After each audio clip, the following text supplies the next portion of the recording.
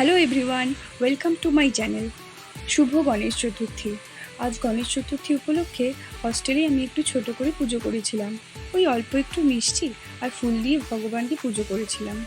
তো আমি প্রথমে স্নান করে এসে ভালোভাবে আমার ঠাকুরের তাকটাকে পরিষ্কার করে নিচ্ছি। এইভাবে ভালো করে একটা সুন্দর পরিষ্কার গজপিস দিয়ে ঠাকুরগুলোকে পরিষ্কার করে নিয়ে রেখেছি।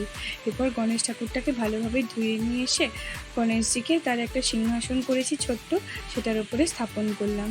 এই দেখো আমার পুজোর জোগাড় সব রেডি। দাঁড়ান ধূপটা জ্বালিয়ে নিই। তো ধূপ জ্বালানোও হয়ে গেছে, এবার পুজো শুরু করা যাক। আর যা দুর্দিন দেখছে বাংলা, কিছুই বলার নেই।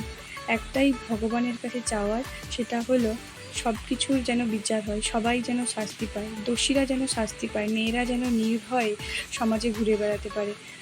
এটাই বলা। সবাই ভালো থাকবেন, সুস্থ থাকবেন। আজ তবে আসি, টাটা।